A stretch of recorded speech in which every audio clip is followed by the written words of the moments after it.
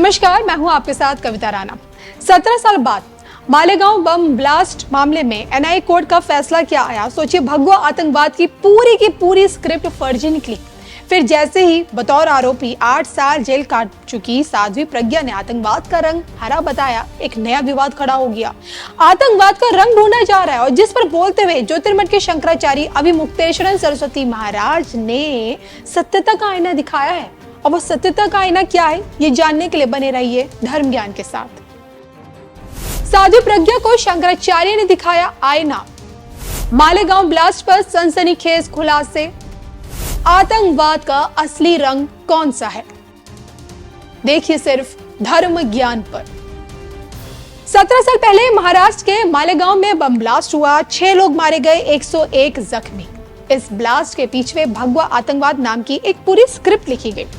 कांग्रेस के यूपी वाली सरकार में भगवा आतंकवाद शब्द का आविष्कार हुआ। ये बताने की भरपूर कोशिश हुई कि आतंकवाद भगवा होता है और आतंकवाद के सारे भगवा को बदनाम करने के लिए जिन 11 लोगों को सोचे आरोपी बनाया गया, उनमें से एक नाम साध्वी प्रज्ञा का था।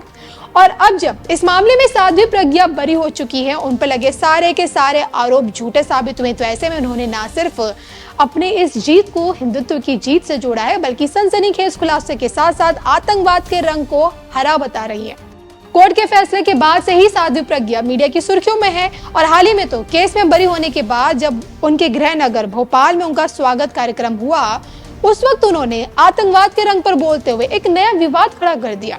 डंके की चोट पे सोचे, साध्वी प्रज्ञा ने ये कहा है कि कौन कहता है कि आतंकवाद का कोई रंग नहीं होता, आतंकवाद का रंग हरा होता है।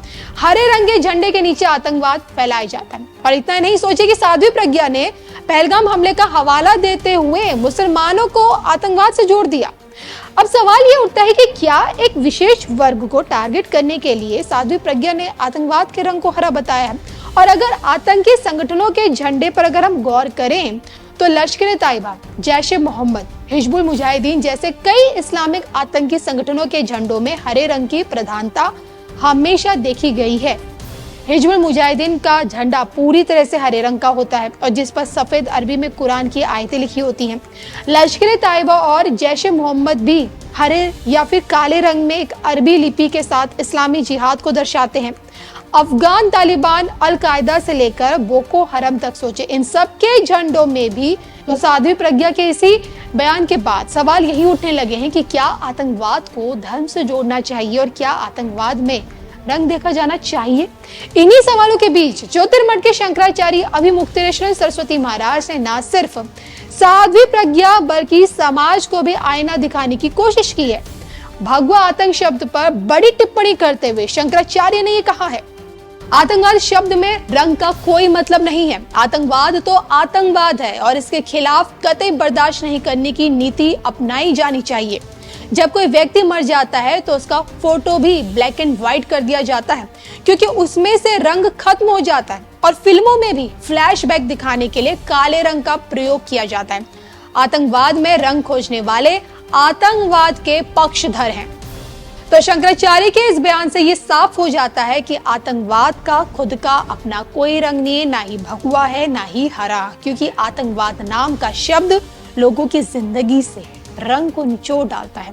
बहरहाल साध्वी प्रज्ञा की बयानबाजी खत्म होने का नाम नहीं ले रही है। हम सभी जानते हैं कि आरोप के चलते साध्वी प्रज्ञा ने अपनी जिंदगी के 8 से 9 साल जेल में काटे और जैसे कि वो दावा भी करते हैं कि 8 से 9 सालों में उन्हें एजेंसियों द्वारा प्रताड़ित किया गया और इसी प्रताड़ना के बीच उन पर योगी बाबा को फंसाने का भी दबाव बना गया। जी हाँ, 17 साल बाद मालेगांव ब्लास्ट को लेकर साध्वी प्रज्ञा ने जो खुलासे किए हैं, उसके बाद से सवाल उठने लगे हैं कि क्या भविष्य में भी योगी बाबा के खिलाफ कुछ इस तरह के षड्यंत्र रचे जा सकते हैं। बाकायदा नाम लेकर सोचिए, साध्वी प्रज्ञा आज की डेट में ये दावा कर रही है, मैं गुजरात में रहती थी और इसलिए उन्होंने मुझसे प्रधानमंत्री मोदी का नाम लेने को भी कहा। मैंने किसी का नाम नहीं लिया क्योंकि वे मुझे झूठ बोलने पर मजबूर कर रहे थे। मुझसे योगी आदित्यनाथ, मोहन भागवत और इंद्रेश कुमार का नाम लेने को भी कहा गया था। उन्होंने कहा कि ये नाम ले लो, हम तुम्हें नहीं मारेंगे। गौर करने वाली बात सिर्फ इतनी है कि मालेगांव ब्लास्ट साल 2008 में हुआ और उस वक्त देखा जाए तो योगी नाम का सूरज भारतीय राजनीति में जस्ट उदय हो रहा था और बतौर गोरखपुर से सांसद योगी बाबा की हिंदुत्ववादी छवि विपक्ष ताकतों को अत्यधिक चुभती भी थी। पीएम मोदी, संघ प्रमुख मोहन भागवत, आरएसएस नेता इंद्रेश कुमार के साथ साथ उस वक्त योगी बाबा का नाम लेने को कहना, और वो भी साल 2008 में, ये दर्शाता है कि उसी वक्त विरोधियों ने भारतीय राजनीति में योगी के बढ़ते कद को भांप लिया था और जिस कारण साध्वी प्रज्ञा के जरिए उन्हें गिराने का षड्यंत्र रचा गया। हालांकि साध्वी प्रज्ञा के इन आरोपों में आपको कितनी सत्यता नजर आती है? जो इनके ये आरोप हैं, क्या इनमें कोई हकीकत है? आपको क्या लगता है? कमेंट करके बताइएगा जरूर।